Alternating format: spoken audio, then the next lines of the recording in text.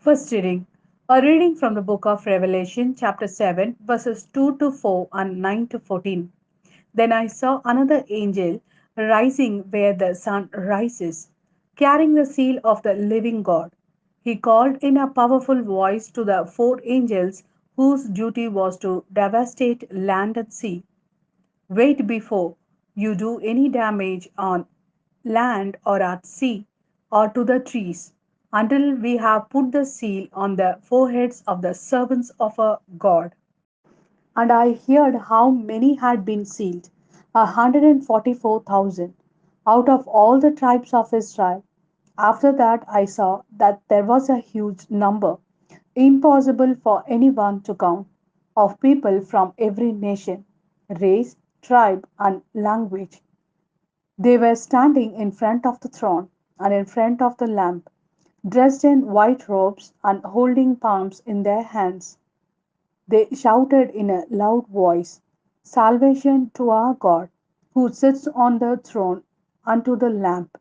And all the angels who were standing in a circle round the throne, surrounding the elders and the four living creatures, prostrated themselves before the throne and touched the ground with their foreheads, worshipping God with these words: Amen.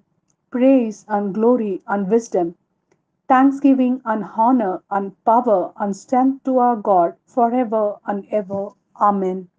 One of the elders then spoke and asked me, "Who are these people dressed in white robes, and where have they come from?" I answered him, "You can tell me, sir." Then he said, "These are the people who have been through the great trial. They have washed their robes white again in the blood of the Lamb." This is the word of Lord. Thanks be to God. Second reading. A reading from the first letter of St. John, chapter 3, verses 1 to 3. You must see what great love the Father has lavished on us by letting us be called God's children, which is what we are. The reason why the world does not acknowledge us is that it did not acknowledge Himself. My dear friends, we are already God's children, but what we shall be in the future has not yet been revealed.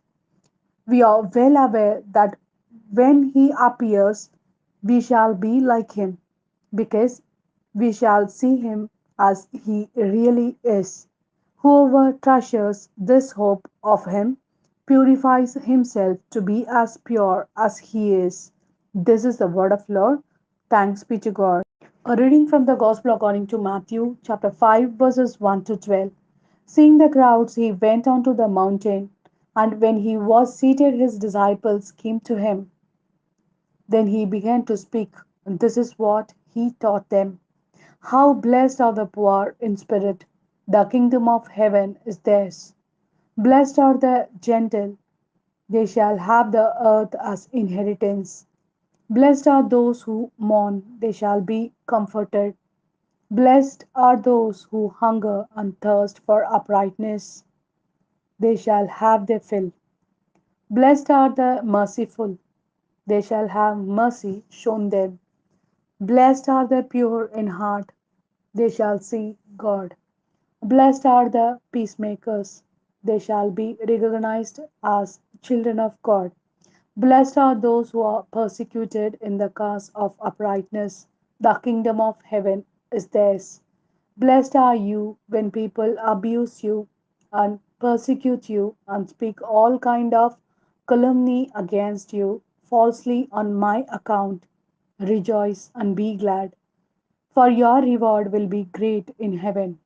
This is how they persecuted the prophets before you.